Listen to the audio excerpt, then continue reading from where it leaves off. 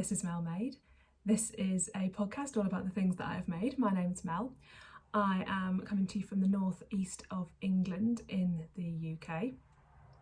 It's really, really hot at the moment, but I'm not going to complain because I think last time I was complaining that it wasn't hot and we hadn't really had much for summer. So it's making up for that now. I can be found on Instagram as it's MelMade at MellyArt13 and on Ravelry as at MellyArt. If you want to look me up there and if you want to like or subscribe to this, that would be great. I'm just gonna, am I tilting? I've got a really strange tripod that sometimes does this. So if I move slowly, it'll be because of that. Oh, so yes, like I said, it's been really, really hot, but we are about to have a thunderstorm. I think it's just clouded over and sort of 50% chance of thunder, so I think that'd be quite nice. So it'll be a bit cooler air. I think we have as well in the northeast, we've done a lot better than some of the south, and the southeast have had it quite muggy and warm, I think, the last few weeks, so it's not been that bad here. It's nice and cool at night usually, so I shouldn't moan, really. For finished objects, I am wearing, I don't know if you've noticed, my Zaftig tee. I'm just going to stand up so you can see it. I'm really happy with this. Ooh. So this is the Zaftig tee by Sheila, let me just check my notes, Sheila Toy Stromberg. It's a pattern I found it on Ravelry. It's a paid for pattern. I think I had a little bit of a twist last time about getting confused about the pattern wasn't really explicit. You do a Judy's Magic cast on at the shoulders and then it's knitted, really cleverly constructed, you knitted top down. I found the pattern a bit tricky to follow, but I'm not really used to, I haven't knitted loads of top down items. I'm normally knitting bottom up and seaming, so that might just have been me. The chart itself was really clear and lovely, the lace chart. I adapted it a little bit. I did it from there down to there, it's just me. I added in little sort of extra twiddly bits down there with some eyelets, just because it's supposed to stop about here if you do the crop version, and I love the crop version, but I'm long waisted and I don't want to get my tummy out. That's not my jam. So I knew I was going to knit it a bit longer, but I didn't want, there is an option to knit it longer in the pattern, but it turns it into sort of an oversized tee, and I knew I didn't want that either. I wanted it a bit loose here and then shoom, and then I could tuck it into things.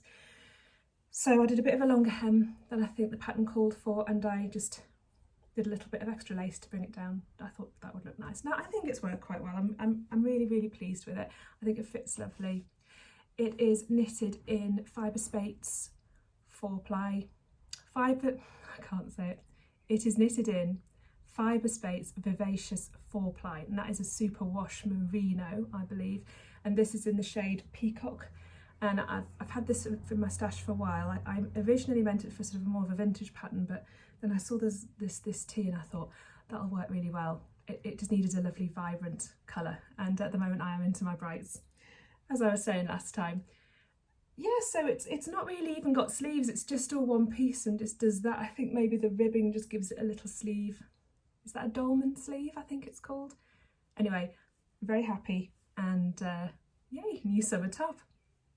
So I do have another finished object now. Since I last recorded one of these, I had finished objects, I had whips, and I had a swip, which was my soon to be whip, and that is now a whip, but we'll come to that in a minute. In no part of that podcast did I ever say, and I'm going to knit a massive cardigan in the meantime, but I think it must have been after I finished. I was just browsing on Ravelry and I saw this this chunky cardigan, and it just looked really bohemian and really cool. And I've been thinking that in summer, I mean obviously not now, it was cold then, now it's just unbearable. In fact, maybe I've caused the heat wave by doing this. I was thinking, well, it's, you know, May going into June, it's really cold, I'm going to order a bulky weights, massive colourful balls of wool, and I'm going to knit a bohemian cardigan to put over all the summer dresses that I'm too cold to wear. And that's what I did. And then obviously we got a heat wave, so I can't wear it, but I'll show the pattern first. So this is the, oh gosh, it's got a code name, PTO 03103 Lanyon's Cloud Cardigan, and I think it's called just after the wool. I think this pattern's been created to showcase this yarn, which is a little bit pricey, but oh, I do love it. Right,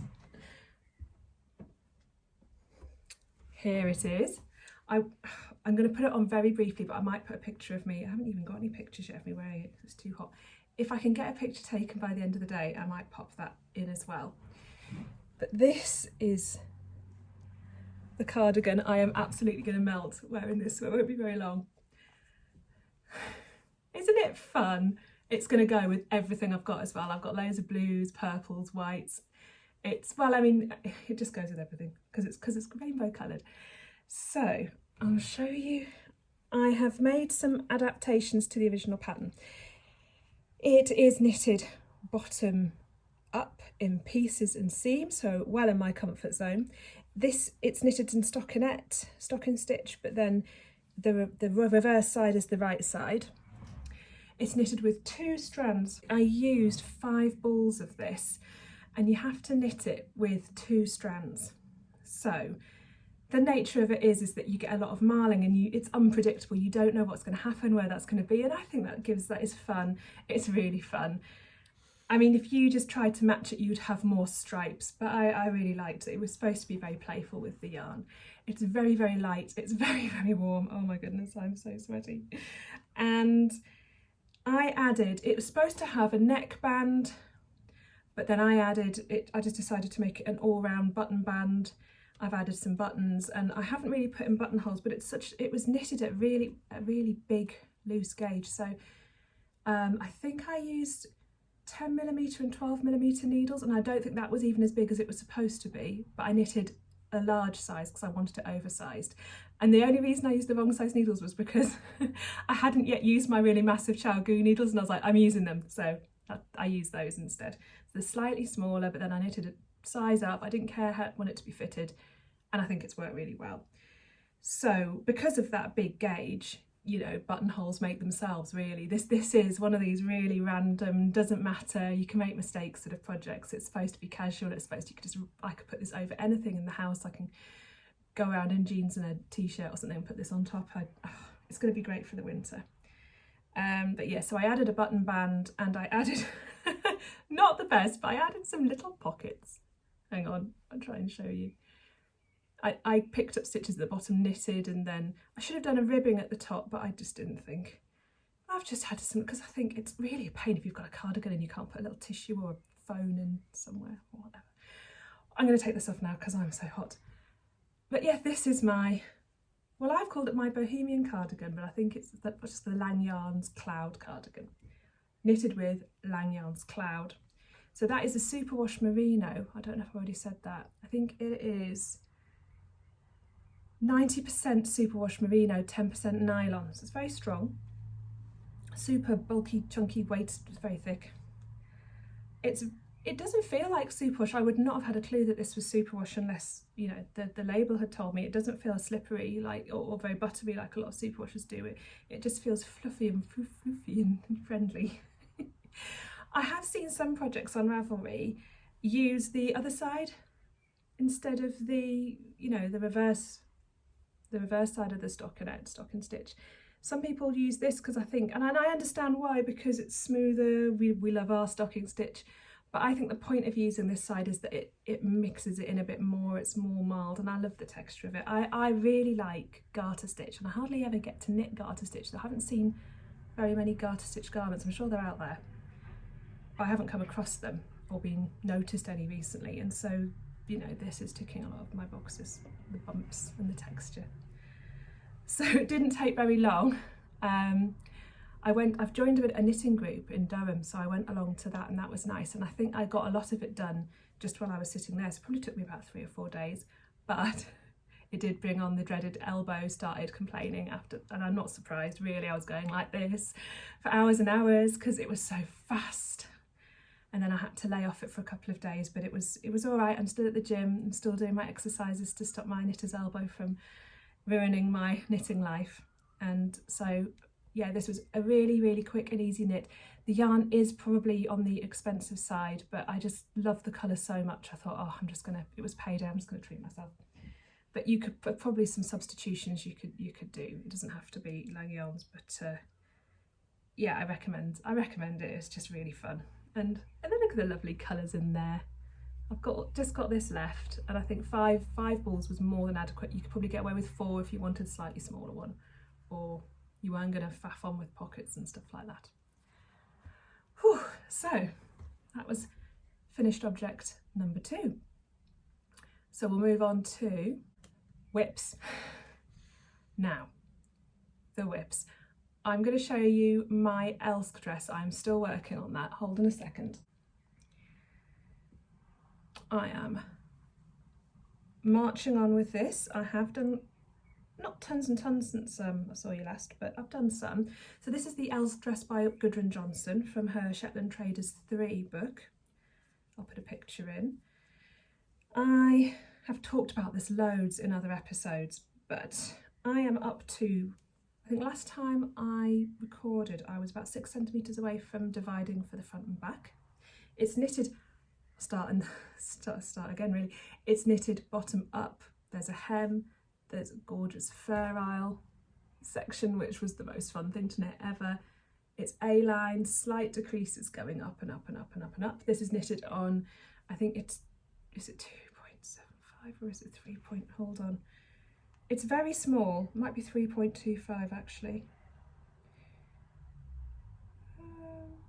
Yeah, 3.25mm needles in Toft, I think it's Toft fine or thread weight, coloured chestnut. Oh, I love Toft, it's like real 100% lovely wool, but it's very thin, but then it blooms as you work with it and as you block it, and yum yum yum.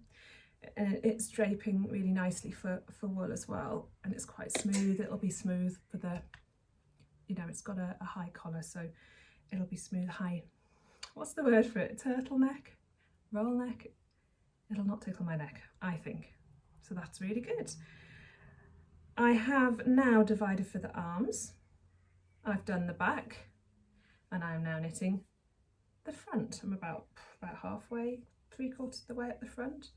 Oh, more than that. I'm cooking on gas here. It's okay. Considering I haven't done, you know, had a lot of time to spend on it, I think it's gone quite quickly. I think there's a danger of boredom in the skirt part, because you just think I've got so far to go. But once you get to the front and back, the rows are shorter and you're flying along, and I'm really looking forward to getting onto the sleeves and doing the colour work on the sleeves with this. I think what else is slowing me down with this a bit is that I'm not going to wear this till the autumn. It'll be sort of probably September, October, November before it's warm enough before it's cold enough to need to wear a knitted dress. So it's not my priority, but I'm really enjoying it. The only issue I've had is I measured my hips and I did all the calculations and I did my gauge, and then I measured the ferrule as it was being knitted and thought, oh yeah, that's bigger than my hips, but it wasn't bigger enough of my hips to allow for the A-line. So it does fit. I've tried it on, I've blocked it a bit aggressively, tried it on, it's all fitting. The body could block out bigger, the ferrule band won't stretch. I've got to be careful not to accidentally block the body bigger than the ferrule, or it'll be, you know, it's supposed to be A-line, it's not supposed to be like this. So I've had to be very mathematical about it. It fits. It's a little bit tighter than I thought it would be, but I need to eat a bit healthier. It's going to be my I know it's never a good idea to try and lose weight to fit into things, but you know, every time I look at a Mars bar I do think like, I want to fit in that dress. So maybe it's going to be a bit of a healthy kickstart. So I'm like, by October I've got to be a sensible size, or at least not have got so big that it's going to be, I can't wear it, because I will be heartbroken if it is too small for me. It's not at the moment. I just anyway, it's not as forgiving as I hoped it would be. And I know somebody said in one of the comments about 2 episodes ago, just be really careful, you won't want to waste all that work if it's too small. And yes, you were right. And I don't know, well, we'll see when it's finished. I've gone this far now and I know it does fit me and it will look nice with the belt. I think, yeah, it's going to be, I'm going to use it in my armour of motivation to be fit and healthy and not put on too much weight over the summer. Because we're going to go on holiday in a minute, but I'll tell you about that in a minute. Well, not in a minute, on Tuesday. But yeah, that is my Elsk dress. I'm having loads of fun with that. My next whip was the old Swip, the soon-to-be whip. I nearly didn't show this today because it's a bit pathetic how little I've done, but obviously I've been distracted with other things. This is the, well, what I'm trying to knit is the Rowena sweater by Fable Knitwear. I'm really worried about this, but I haven't done very much. Okay, there's it so far. So I have done about an inch and a half. I'm a bit worried though, because I'm not fat. I'm not very skinny. I'm a medium. I'm probably a generous 12, UK 12. What the hell's this? I know it's really stretchy. It's really stretchy. Look at that. It's rib, 1 by 1 rib. This is the body. And I've just been catching up. While I was having my elbow injury, I couldn't bring myself to watch any podcasts because I was just too jealous of everyone being able to knit. So I'm still catching up. Knitting Traditions is one of the podcasts I absolutely love. And I'm catching up with Inga. And she has knitted this. I didn't know that. A couple of months ago, she knitted this pattern for her grandma in a beautiful blue. And she was saying how it was very snug. I mean, it was difficult because she couldn't get it tried on for lots of reasons. But I'm with her. This seems very, very small. And it may well stretch, but it might be that I need to go up a size. So I'm sort of having a think about this. Again, this is going to be knitted, well, it is being knitted in what is it called? Hold on. Badmer yarn. It's 100% Mongolian cashmere. It's a beautiful, beautiful colour, burgundy. And I'm not going to wear this anytime soon either, so there's no hurry. But I need to probably thread this onto some yarn and just see if it's going to fit around where I want it to fit at the bottom, and then go from there. Yeah, so I haven't got very far with that. I'll just have a glass of water, drink of water. I've got my mug. One of my students at work left, and she gave me this really good, I love this mug. You may think that I'm listening to you, but in my head I am doing my knitting. She's very wise, so it was lovely of her. It's only got water in it today because I'm so warm. I do have one more whip. This is the Lola pullover by, who's it by? They're on Instagram as @UKnitTO. And this is what I have done so far. Isn't it lovely? I'm so excited about this. So this is knitted top down. It's all over lace. I have knitted this, I'm so close to finishing. I have got just another pattern repeat and then the cuff, the collar cuff to do, and then I am done. I am knitting this in Rowan Summerlight 4-ply, which is Egyptian cotton, and Creya Deluxe, and that is a mohair. Let me have a look. Here's one with the band. Creya Deluxe Silk Mohair. It is 45% silk, 33% mohair, and 22% baby alpaca. It's very, very soft. And I mean, the colour of the Rowan Summerlight 4-ply must just be white. Pretty sure it's just white. Does it have like a number? No. No. Oh, shade 00417. I've wanted to have a light coloured mohair, silk mohair type garment for ages. It is expensive to get the nice stuff that doesn't tickle me and is nice and ethical. And I was going to just do it just in this with 2 strands, but I just thought that would be a bit mad. That I'd chosen the Lola pullover. I love the look of that. It looks, it's one for, it's like a lovely white lace pullover you put on top of a summer dress, or that you could wear. It's sort of a transitional piece. And I could have done it in 2 strands of this, and I think it would have been amazing and so light. But doing lace, all over lace, and just mohair, it just seems a little bit, I won't even say ambitious, just I don't know, I think I'll just be being cruel to myself, although the finished result probably would have been worth it. But I'm really, really glad that I decided, I had this in my stash and I thought, oh, I could strand these together. Now, obviously they look very different. We've got a cream here, we've got a bright white here, but they mix together just to form this lovely, I mean, the mohair's given it almost like a gold halo effect around the white. and the cotton drapes nicely, and so does, you know, we know mohair does as well, and silk. And I'm just so happy with the combination. I mean, I haven't seen a lot of people stranding cotton and mohair together, so I don't know if it's something I shouldn't do or if there's going to be problems. I did look it up and I couldn't see anyone saying it was a bad thing. And this still needs to be blocked, but if you can see the pattern, isn't that pretty? Oh, there's a mistake there. I've shown you the bit with the mistake. Can you see there's one bit that's a bit longer? That was when I picked up for the sleeve and accidentally started on the wrong row, but then I thought it was only one row back, so it just made one bit a bit longer. Anyway, I'm not explaining this very well. This is knitted top down, and the pattern is elegant and detailed and clear, and I really, really recommend this as a pattern. It was hard at the top because they were doing wrap and turns. You have to do, is it German short rows or wrap and turns for the back to make sure the back's high enough. But when you're combining that with learning and putting in place a lace pattern, I found that really challenging. I'm not totally used to wrap and turns, and what I had to do in the end was mark the wrap and turns, otherwise I would think it was one of the yarn overs in the lace pattern and just knit it and then get lost in it. So I did have to pull it out a few times. This is a 8-stitch repeat pattern and it's 12 rows. And actually, as you can see here, the best way I think to do this is you just mark out every 8 stitches with the little markers, and then you know where you are and you can't go too wrong. And actually I ended up adapting this and playing with it a bit more than I thought I would have done, given that it's all over lace and I would have to be really careful about that. Once I'd done the short row shaping on the back, for the first 3 sizes you cast on the same stitches, so I think her thinking was everyone's going to be the same size here, and if you were larger sizes it was a bit more.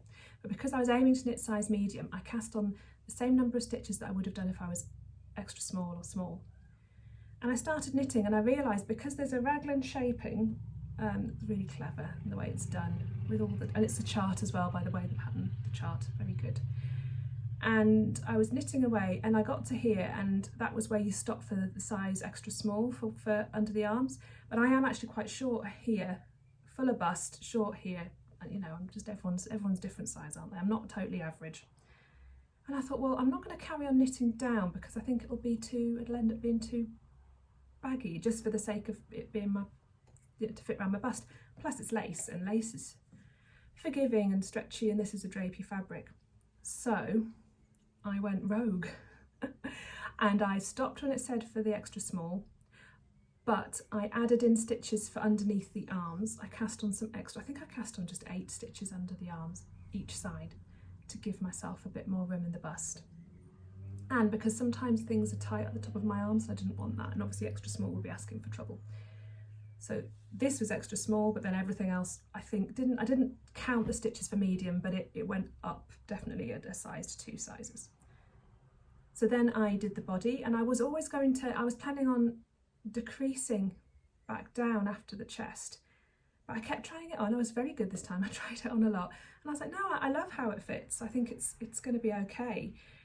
And it is it's supposed to be a crop jumper. I don't want it too cropped because I just want it to sit at my belly button. But again, I'm long waisted, so I knitted it as long as I thought it needed to be. So it does go down, it should touch the top of my jeans, it should be okay. I always knit things too short, but I think this one's okay. Plus it's going to go over dresses. So I knitted that all the way down, then did the hem, bound off, and then it was a case of having to, because you have to put when you've done the raglan, you have to put the sleeve stitches on hold. So then I had to come back to the sleeves, and that was where I was a bit nervous because I'd added extra stitches underneath the sleeve, like at the top of the body. But all I did was I already had my markers in place, so I picked them up, added an extra 8 stitches on the bottom, and that gave me potentially another of the chart repeat to do. But I knew that I would be using that to decrease, because the sleeves start bigger and when you start them from the top, and you need to decrease down, and I wanted to have them 3/4 length sleeves. So I didn't worry too much about how I did the the bottom 8 stitches. And what I actually decided to do, because some of you'll think I'm mad because I know loads of people love knitting in the round, but whenever I can I'll seam something. So I decided if I'm playing about with a lace pattern, I don't want to be knitting in the round. I don't want to be, I think I'll confuse myself. I thought if I knit it flat, I'll know that the 4 stitches either side, because I divided the bottom 8 and put 4 stitches either side, they'll be my little mess about and decrease, because they'll be sitting under there, no one will notice. They'll be my little mess about stitches with me faffing around with the pattern. So I did that. So I knitted the sleeve and the flat. This lace pattern is good in that every other round or row is stocking stitch. So, you know, if I knitted it flat, I knew that on the reverse sides I would just be knitting in purl. Whereas, in the body, every other round was just knit stitch. So, it worked. It would have been a lot more confusing, I think, if I was doing more complicated things on each row, because I would have to be really careful, because just because you're always going the same way when you're going in the round, and you're going backwards and forwards when you're going flat, and that could have been more, but it worked out fine. And yeah, so that's going on. I'm going to seam under the arms. I've done this one. I'm going to do this one. The only mistake I think I've made was that slight extra repeat there, but I don't think it's particularly going to notice, and I'm not pulling it out. Didn't have any lifelines. I think the cotton and mohair combination worked really well if I made mistakes, because the mohair wanted to stick, the cotton wanted to slip, and actually between the two of them they seem to be quite sensible. And the only issue, people kept saying on the Ravelry pages, watch out for row 5 in the chart, and there is a little caveat on the chart saying, on row 5 you've got to move the markers because you've got a yarn over it at the end of the last lace repeat. Yeah, so you've got a yarn over, which means could it go over your marker, you might want to remove your marker, put your marker back. And actually I didn't find I needed to do that, because the bulb markers I'm using are so thin, it just worked out fine. So I thought everyone was just on about that when they said, keep an eye out for row 5. But I've just noticed, sometimes knowing too much is bad. Just on the last sleeve, I was looking at the lace and getting a bit better at reading it, and because with lace you've got to learn how to read and see where things should be, because it helps you know if you've gone wrong. With the markers being every eight stitches, I just made sure every 8 stitches were doing the right thing on that row according to the chart, and that was fine. And that did work well. The body looks lovely. But there's a little bit of I don't even know if it's a mistake, it might just be an anomaly in the chart, where there's a little row of knit stitches going up the middle, and in row 5, if you do all the stuff that you're supposed to do at the beginning of the row, it seems to shift the stitches across, so you don't have that continuous stocking stitch line going up. I don't know if I'm explaining this very well. But anyway, I didn't realise that was actually potentially an issue till I got to the sleeve. So I'll show you, I think where I mean is, let me just see, works there. Here, hang on, I don't know if you can see there. Where is it? So there, can you see that this line goes like that? And I think it's meant to go like that all the way down the middle, like it does in, oh gosh, this one goes all the way down the middle. I'm really sorry if you can't see this properly. So, I mean, that might be what the designer intended, but it on the chart, what happens in your knitting isn't how it looks according to the chart. So, I don't know if I should just, since I'd done it with the rest of the knitting, I probably should just ignored it, but I thought at first I'd made a mistake and done something wrong in the previous row. So I'm not above a bit of fudging. There is some serious fudging. If I find out I haven't got enough stitches because I've forgotten a yarn over in the previous row, I've got no problem with knitting a stitch instead of knitting two together and putting the yarn over next and looking innocent and saying it'll be fine. It normally looks fine. Plus you've got the fuzz to hide it a bit. But in this one I thought, well, I better put it right. So instead of knitting 2 together at the end of the lace repeat, I just knitted 3 together to make it all right.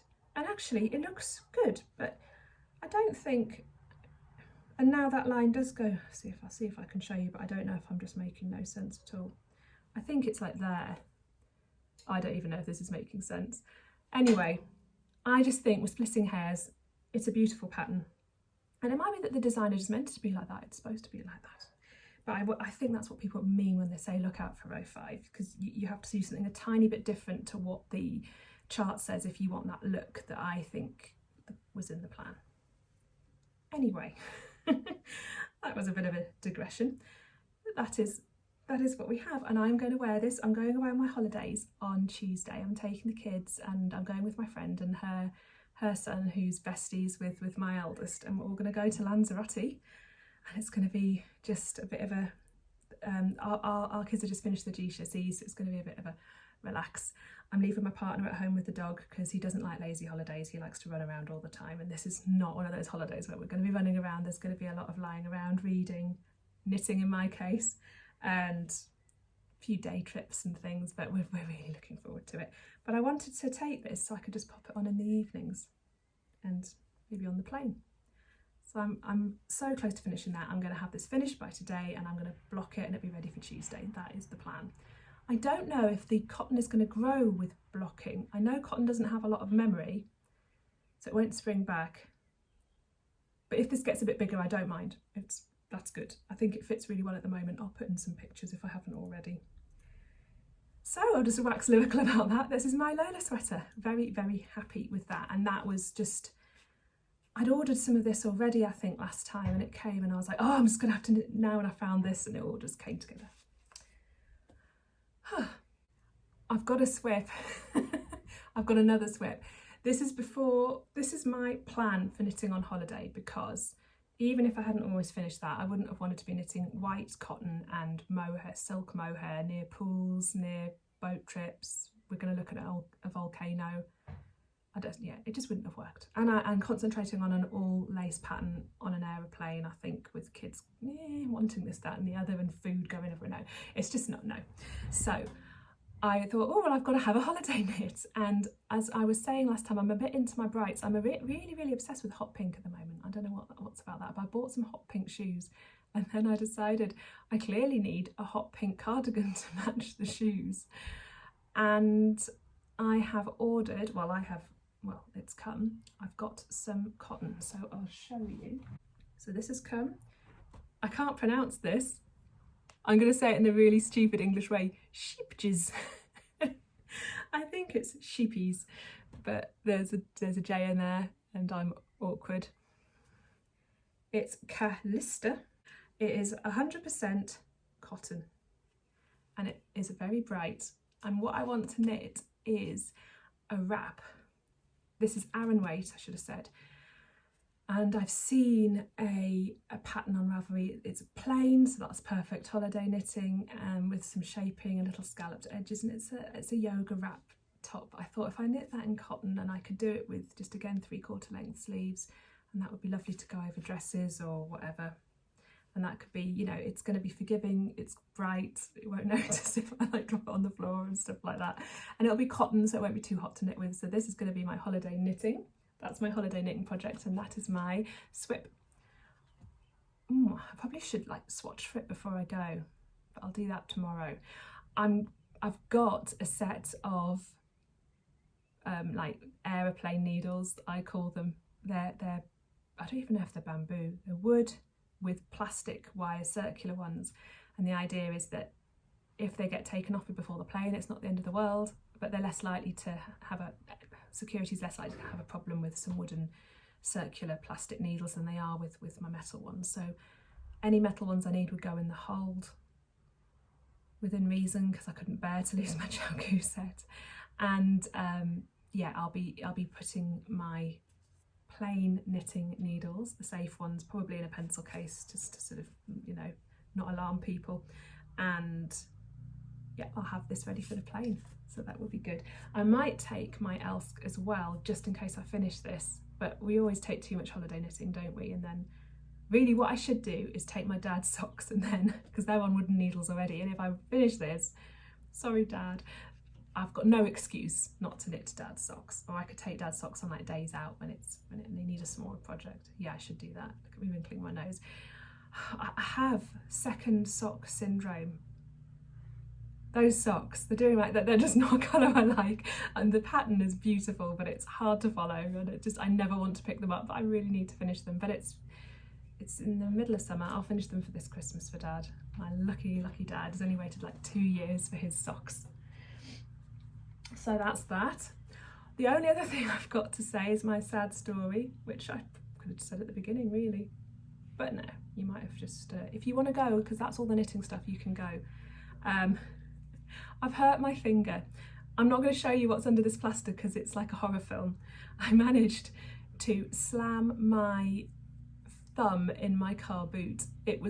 I was coming out of work, it was pouring with rain, I slung my laptop bag in the boot, pulled it down, and because I can't move normally, I sort of waft around with limbs following me. I do this, and I must have gone, and I didn't realise how fast the boot was going to slam down, and it trapped my, oh god, I just touched it then, oh don't touch that, why have I touched that, right, I'll mime it gently.